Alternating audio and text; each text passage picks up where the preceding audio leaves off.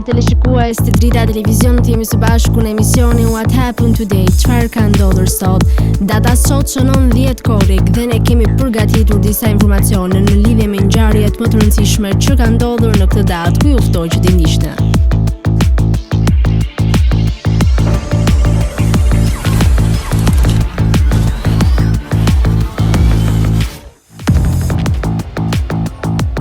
Dhjetë korrik. Ngjarje 1850. Nënkryetari amerikan Millard Fillmore mori presidencën pas vdekjes së presidentit Zachary Taylor. 1890. Wyoming u bë shteti 44 i Shteteve të Bashkuara të Amerikës. 1943. Forcat amerikane dhe britanike pushtuan Sicilinë gjatë luftës së dytë botërore. 1951. Në Kaesong filluan bisedimet për përfundimin e luftës koreane. 1973. Bahamat fituan pavarësinë pas pushtimit kolonial 300 vjeçar britanik. 1989. Mel Blanc, zëri i personazheve të filmave të animuar Bugs Bunny, Daffy Duck dhe Porky Pig, ndroi jetë në moshën 81 vjeçare. 1991. Boris Yeltsin dha betimin si kryetari i parë i zgjedhur me vota demokratike i Republikës Ruse. 1995. Nobelistja Aung San Suu Kyi u lirua përkohësisht nga arresti mbi 6 vjeçar shtëpiak në Birmani. Lindje 1980. Lindi Jessica Simpson, aktore dhe këngëtare nga SBA. 1931.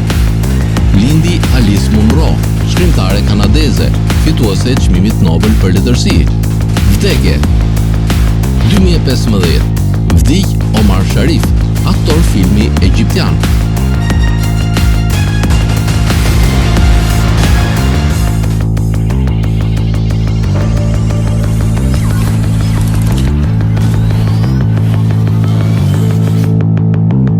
Ndërkohë kemi përgatitur për ju biografinë e Josif Budës, i cili si sot e 33 vite më parë u vra nga sampistët. 33 vite më parë, mbrëmjen e 10 korrikut të vitit 1990, u vra në lagjin Salbek nga sampistët njeriu Josif Budo. Të nesërmen kur arkivoli arritën në qendër të qytetit, i mbajtur në kranga të rinj nga masa e madhe e njerëzve, pushtuan thirrjet, poshtë qeveria, hakmarrje, Enver Hitler, Hekuran Slobodan, hakmarrje, hakmarrje. 1945 deri 1990, kryetari i seksionit të punëve të brendshme të Kavajës njoftonte hetuesinë e rrethiturës me datën 11/7/1990 në qytetin e Kavajës. U zhvillua ceremonia e varrimit të Josif Budës, i vrarë më 10/7/1990.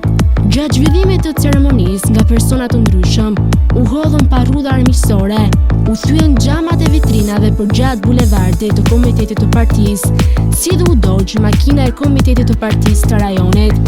Nga ana jon, u morë masa dhe kemi filmuar një pjesë të zhvillimit të këtyre ngjarjeve, nga ku kemi bërë të mundur identifikimin.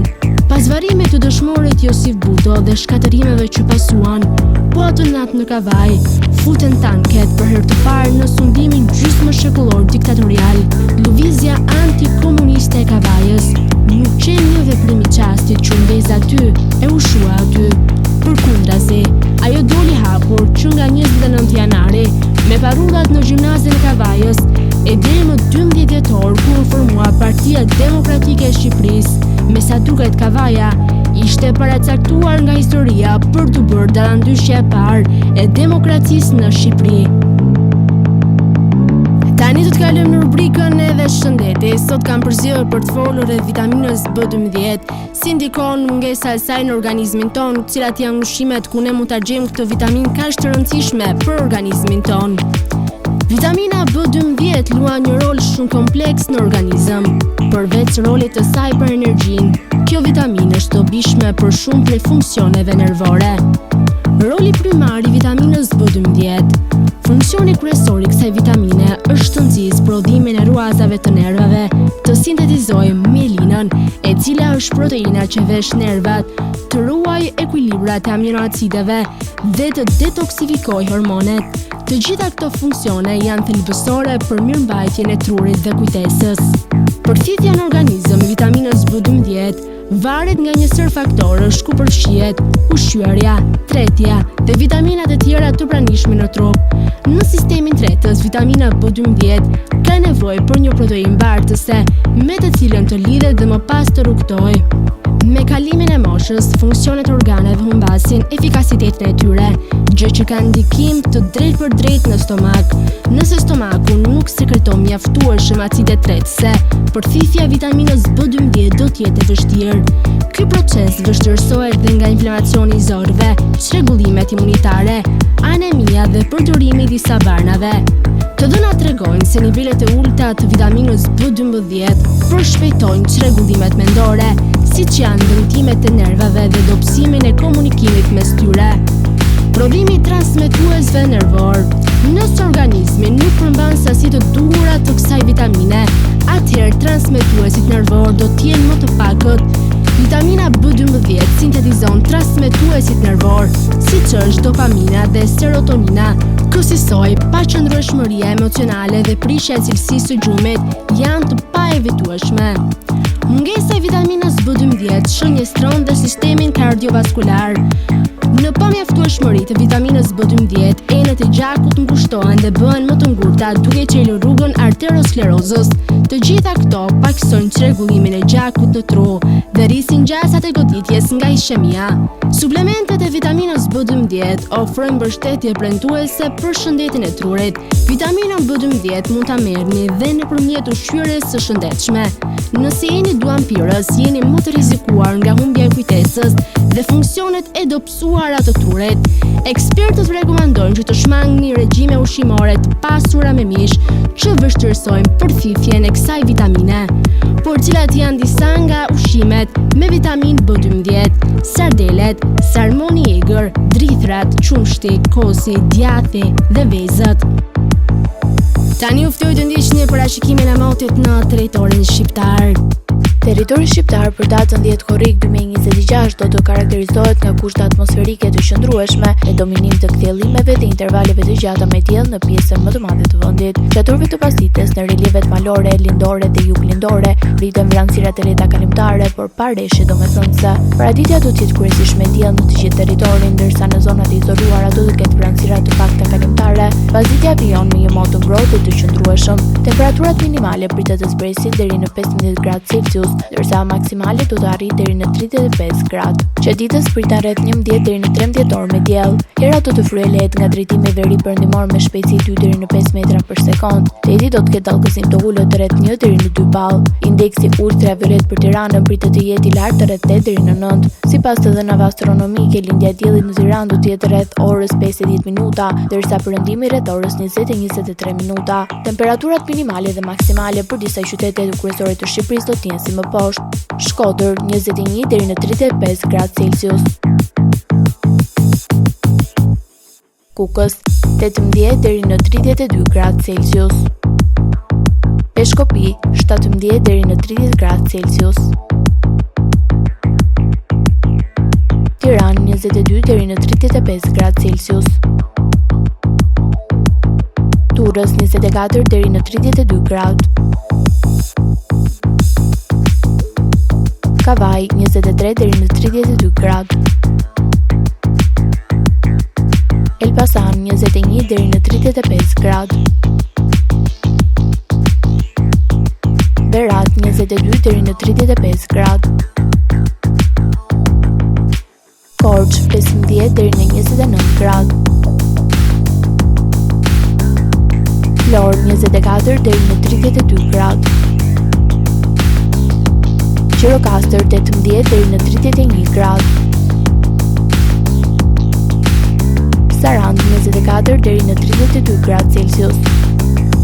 Tani u ftoj të ndiqni parashikimin e motit në territorin e Kosovës. Territori i Kosovës për datën 10 korrik 2026 do të karakterizohet nga një mod relativisht i qëndrueshëm me diellime dhe intervale të gjata me diell, që pas ditës në disa zona malore mund të ketë vranësira kalimtare, por pa rreshje të rëndësishme. Paraditja do të ketë mod kryesisht të kthjellët, ndërsa pasditja vijon me temperatura të larta dhe mod të qëndrueshëm. Temperaturat minimale pritet të zpresin deri në 14 gradë Celsius, ndërsa maksimale do të arrijë deri në 33 gradë. Era do të fryejë lehtë nga drejtimi veri perëndimor me shpejtësi 2 deri në 5 metra për sekond. Indeksi ultraviolet për Prishtinën pritet të jetë i lartë rreth 7 deri në 8. Sipas të dhënave astronomike, lindja e diellit në Prishtinë do të jetë rreth orës 5, ndërsa perëndimi rreth orës 20:22 minuta. Temperatura minimale dhe maksimale për disa qytete kryesore të Kosovës do të jenë si më poshtë. Mitrovica 15 deri në 32 gradë Celsius. Podujev 14 deri në 31 gradë. Skënderaj 15 deri në 32 gradë. Pej 15 deri në 32 gradë. Prishtinë 15 deri në 33 gradë. Gjakov 16 deri në 33 gradë. Malishev 16 deri në 33 gradë.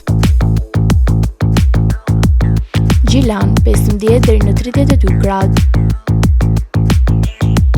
Ferizaj 15 deri në 32 gradë. Kaçanik 14 deri në 31 gradë. Suharek 16 deri në 33 gradë. Prizren 16 deri në 33 gradë Celsius. Të nderuar teleshikues të Drita Televizion, kjo është gjithçka e përgatitur në këtë emision. Ndërkohë, ju ftoj të na ndiqni në rrjetet tona sociale, Instagram, TikTok, Twitter dhe Facebook. Gjithashtu, nëse dëshironi që ta ndiqni live, mjafton të klikoni në webdrita.tv. Kjo ishte gjithçka e përgatitur në këtë emision dhe ju ftoj të ndiqni programacionin në vijim të Drita Televizion.